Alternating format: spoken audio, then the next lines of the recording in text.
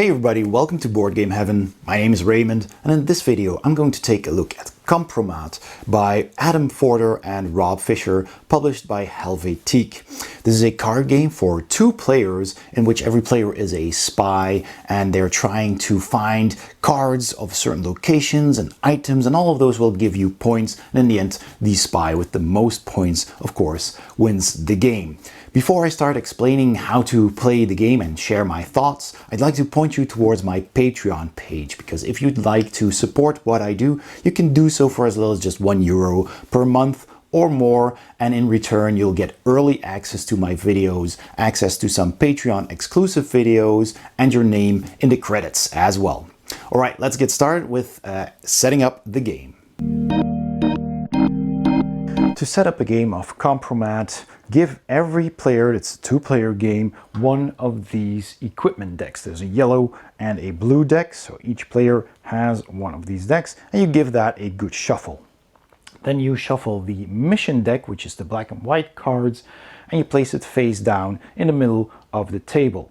You take the notoriety tokens and you put those within easy reach as well on a stack.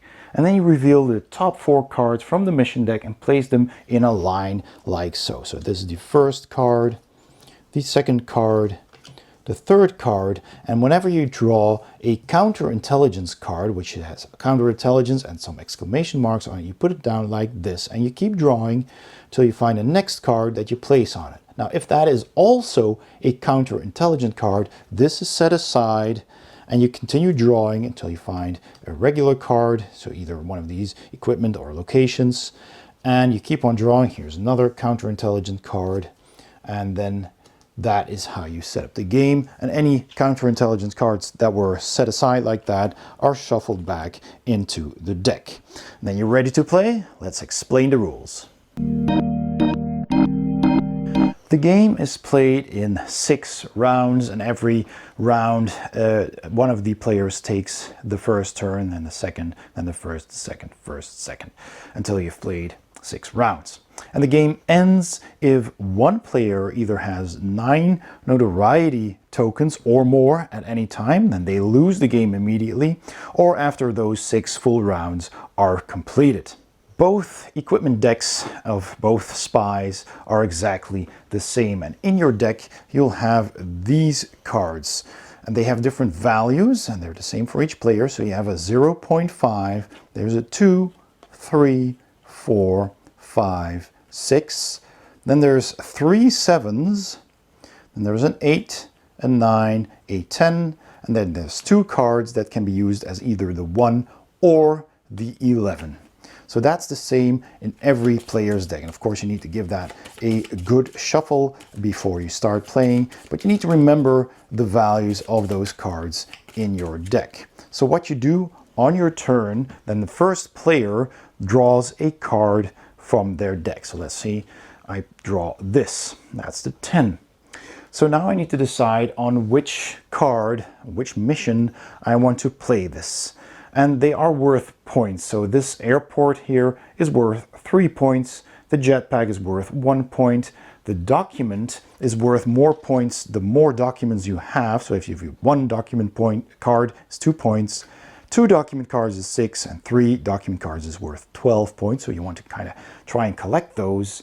And this is another person, in this case an informant, which is worth 5 points. But if I win one of these decks, I get the cards. If there's counterintelligence cards there, I get those too, and I take a number of tokens equal to the number of exclamation marks on that card. And again, I don't want to get to 9 because then I lose. But at the end of the game, these are all worth 1 point as well. So it's good to have some, but try to not reach 9. So now I need to decide where to. So let's say I would just want to play it here. I play my card face up here. Now, this is basically a game of 21. I'm going to draw more cards, but I'm not going to show my next card. So I'm going to draw this, look at it myself, that's a 7. So adding that to the 10 is 17, but I place this one face down.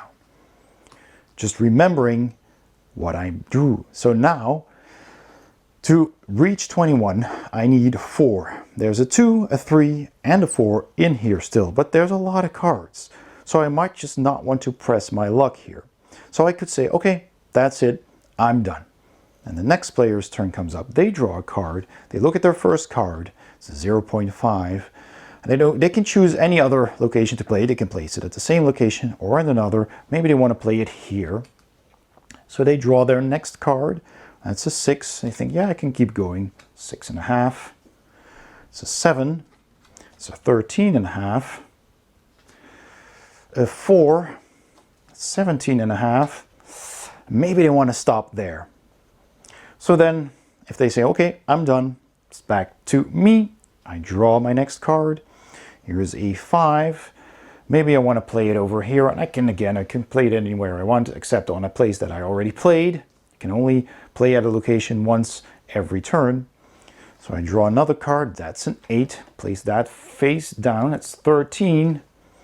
Another 3. That's 16. Okay, I'm gonna press my luck a bit more, and I get a 7. So that's bust, because now I have 23. But of course, I'm not going to show that. I'm just going to say, okay, that's good. I'm done. Now, at any time that you draw exactly 21 or more, you have to stop. I can't continue drawing cards now. I've already busted here. But even if I draw 21, that's when you stop, and you have to announce that you're done. But as you've seen before, I can stop at any point before that. So let's finish this round then. So now the second player is up again. They draw a 3. They want to place it here. They draw another card. That's a 7. That makes 10. Draw another card. That's 12. They're just going to keep going. So now they can choose the 11 or the 1. Well, with 12, that would be 23. So it's going to be a 1. And they can, at any point during the game, check their cards. Not the other stacks, but this stack they can check. So what do we have again? We had 7, we had 12, so that's 13 right now. I'm just going to continue. With 8, well, that's exactly 21. So I'm just going to put that down. Now they have to stop, but they'll just announce, okay, I'm done. So that's my turn again. Draw a card. It's the 1 or the 11. Sadly, it's the first card I draw, so I just have to place that. But I can still decide what it's going to be later. And they don't have to know that, so I'll draw. Okay, so if this was an 11, then now it's 18. I'm gonna press my luck. Oh, it's 9. So that means that that's going to be a 1 then for me. So I had a 7 and a 9. So that's 16, 17 with this card. 17, 17.5. Okay, I'm gonna stop there. Next player again. Draw a card. That's a 5. I'm gonna place it here. A 7. That's 12. That's too much for the, so it's gonna be 13. And that's a bust. But they're still gonna play it, so you know they have to, and then they announce that they're done. All right, final round of the first round, final turn. So that's 2. That's 6. That's 12. And I'm out of cards. So 12 and 11 again is 23. So this is going to be 13. So I can look very smugly and confidently say, well, perfect, I'm done. And then this player's up, but they only have 1 card left. They play a lot of cards there. Sometimes you have cards left, sometimes you play all your cards, and that's a 9, but that's the only card they have, so they already know that they're gonna lose this one. So once all the cards have been played, or you know, some cards are left, but the last player decides to stop, that's when you start revealing. And you start revealing cards closest to the draw pile with this, so the starting player for the round can reveal first, and then declare their total. So I've got 10. With this is 17. The other player, we already knew, has 9. So that means this player wins, and they take this card, which is going to be worth 3 points. And they can just put that face down on their side. So then the next sack, we start again. We've got 5. We've got 8, so that's 13, 16, and alas, 23 in total. So that's a bust. Now, because a spy, you know, plays too dangerously and has more than 21, they get spotted, they get noticed, right? So they gain a notoriety token. Every time you have a bust, you gain 1 of these tokens, which is not bad for the start because it's still a point. So I just put that next to my scoring stack. So then this player is up. 0.5. 6.5, 13.5, and 17.5. Well, since this player busted, they get the card, which is the jetpack. And all these cards, these utility cards basically, have special text on them. This says, move all of your cards from one mission to an empty mission. So if there's no cards on another mission yet, and maybe you played like a very high score, like 20 or 21, and you really want a different card more than the stack that you played them at, you can use this and move that stack of cards. And you can use these items anytime during your turn. So they're just going to keep that, and at the end of the game it's also going to be worth 1 point. After you use it, you just put them face down on the other cards that you already have, but for now they're going to keep it face up there. So now here, my next stack, I had 11, but I had too many points, so that's 1. That's now 8, 8.5, and 9. So that's 17.5 for me. And now this player will reveal their cards. So that was 3, 10, 12, 13, and 8 makes 21. So they have exactly 21. I did not. So they take these cards. But since this also has counterintelligence, they have to take 3 of these notoriety tokens. Yep, and then this simply gets discarded. They take in the tokens, and they get to take this document. So they put that on their side. And they can put these face down, just like the regular locations. So then we're at the final stack. I got 2, I got 6, I got 12, and then that means that's 13. So 13, this player had 5 and 7, that's 12, 13, and that's a bust. So that means despite the low number, they still win. I get 2 counterintelligence points from this, which gets discarded, and I get the informant, which is great because that's 5 points at the end of the game. And I put that face down. And that is 1 full round, so you play 6 of them. So in the next turn, next round, this player will take the first turn, then me, then me, etc.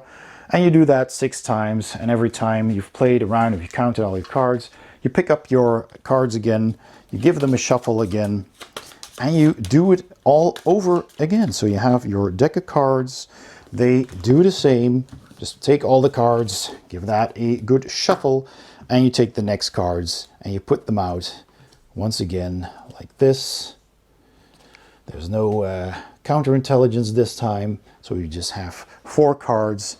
And then they start the game once again by drawing a card, deciding where to play it, and drawing more cards, playing them face down until they think they should stop, or they bust and they have to stop. And that's it. Now, anytime, like I said, a player has a bust, that's a failed mission, you take a notoriety token. But when you have the perfect hand, when you play 21 exactly, you may choose to discard one of your notoriety tokens, should you want to. If you think, well, I'm fine, I actually like the points, you can keep it. But whenever you play 21 exactly, you can choose to discard one if you think you have too many. In case of a tie over one of these mission cards, then the player with the more cards assigned to the mission collects the mission card. If that is still tied, then no player collects the mission card and is simply discarded. And then after the 6th round, you'll be done with all these cards. You'll played all of them. So once the deck runs out, you know that's the last round. It's very easy to remember. And there's all kind of cool gadgets in here. So you have the GPS tracker, which lets you return your last drawn card to the top of your deck, even if you have exceeded 21. So if you draw a card and you think, oh, it's over 21, let me just put that back. If you have this, you just use it, you turn it around, you put it on your scoring stack, and that's used. Like I said earlier, you have the codes and the documents, which are cards that give you more points. The more of them that you have, and there's 3 of each. Here's another item, the newspaper. Place this card on one of your opponent's unrevealed missions to add +3 to the total, so you can force a bust on them. And it's a bit of a gamble, of course. There's chloroform. When you take a mission card with a counterintelligence card on it, so you know, like this, and you have to take that mission because you won that, you could use the chloroform to not take any notoriety tokens. And then this is the regular locations that are worth a varying number of points. And here's the balaclava, which lets you discard 2 notoriety tokens before you get 9 of them. That could be handy as well. Here's another document, just like the code, gets you more points the more of them you have. Another location, another document. Some counterintelligence are mixed in there as well. There's a drone, which lets you reveal all of your opponent's cards from one mission. So you can peek and can see, hey, how many points you got there. If you really want one of those missions for yourself, you can see if you want to keep going, if you can win that. There's the Vesper Martini, of course, shaken, not stirred. And when cards are revealed, you can adjust your total for one mission by a +1 or a -1. So if you know maybe you're at 20 and the opponent has 21, but you got more cards, you can use this, make yours 21 too, and still win that hand. Or maybe if you're at 22, you can make it 21 and have a perfect hand there. So all of that works. There's characters that will give you points, locations again. So yeah, we have several of those. And that is just how the game is played. At the end of the game, you take all of the cards you scored, you simply add up these numbers, and you add 1 point per notoriety token, and the player with the most points is the best spy and wins the game.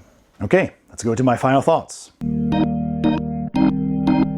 Right, so my final thoughts on Kompromat by Helvetiq. First of all, let's start with the components. You get a nice little box, a compact box. It's very sturdy, that has just enough room for all the cards and the tokens that come with the game and the rule books.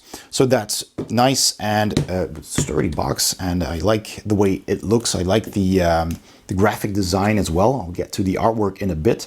The cards themselves are nice and big, and they are very good sturdy quality as well, nice and thick.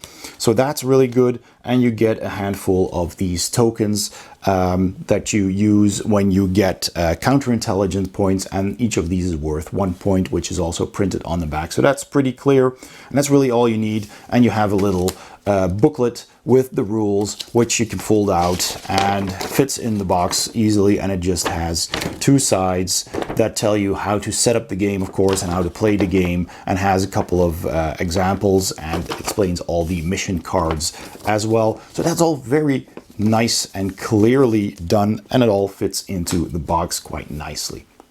The artwork I really like. It's a very simplistic style. It's very just 3 colors really. You have the orange, the blue, and the black, and that's really it. And all of the cards have that same style, and it's pretty cool. It almost is like a graphic novel or something like that, where you just see the thing that matters is in color.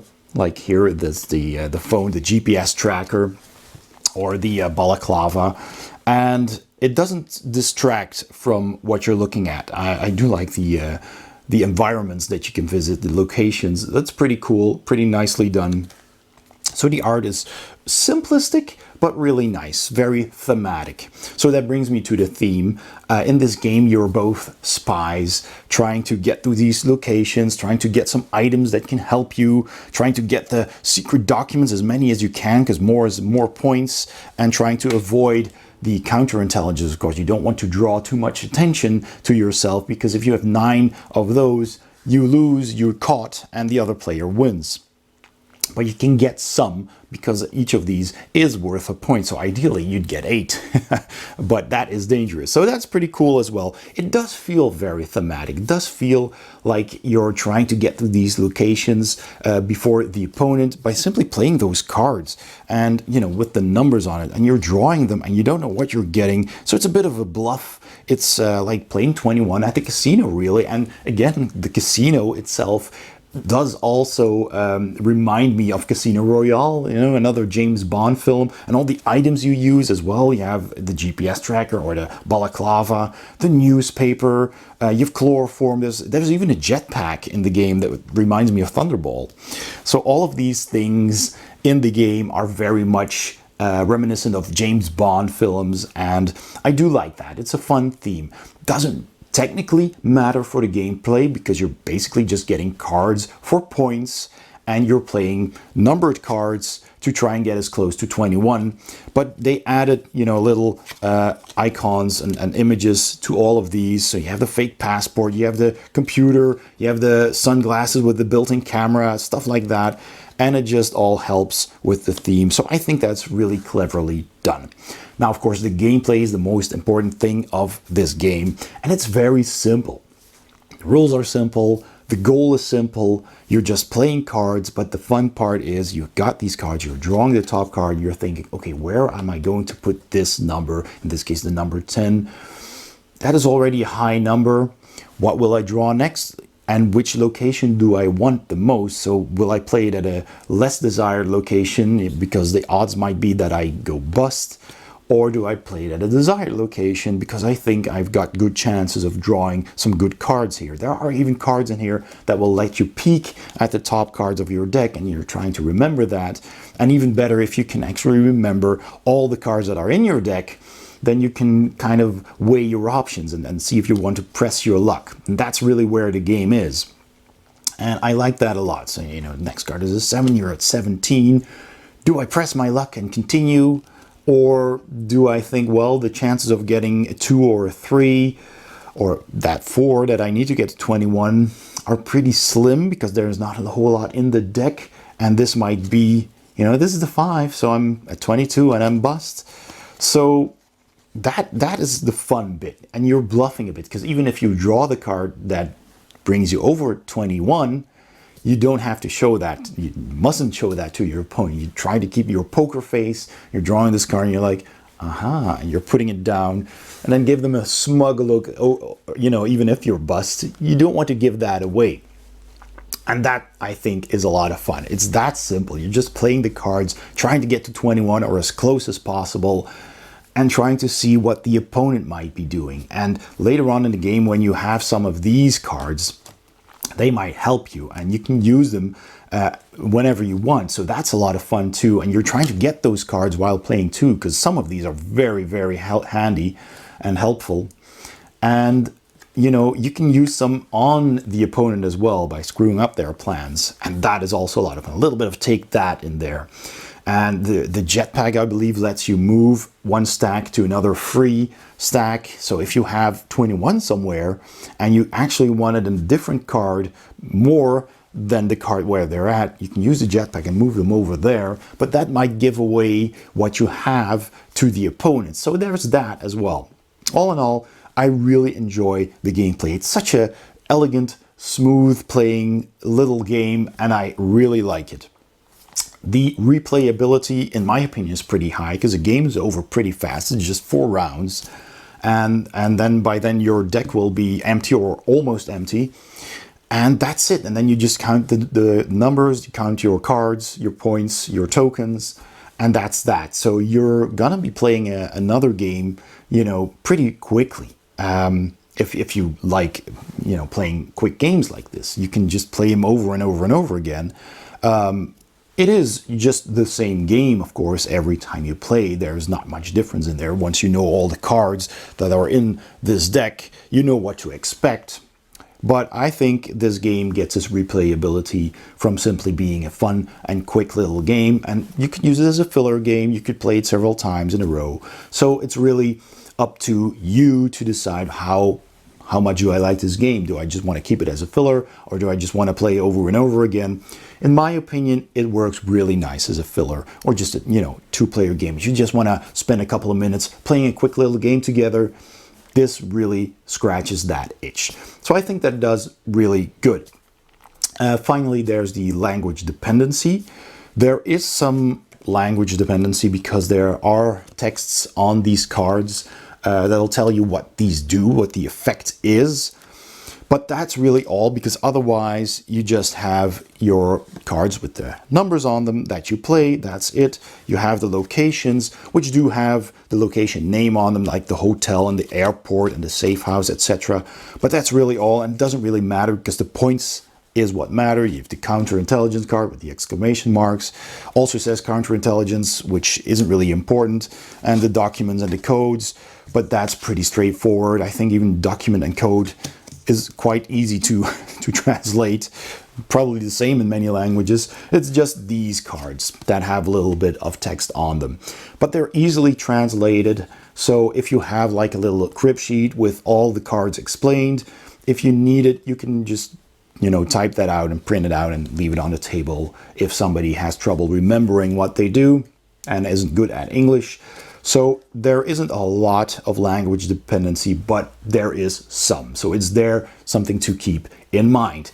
But all in all, I really enjoyed this game. I had a lot of fun with this. I took it with me to work, to play it in the breaks, lunch breaks. And I played it with a couple of friends as a filler game in between bigger games. And everybody so far really liked this game. So I'm definitely giving it a big thumbs up.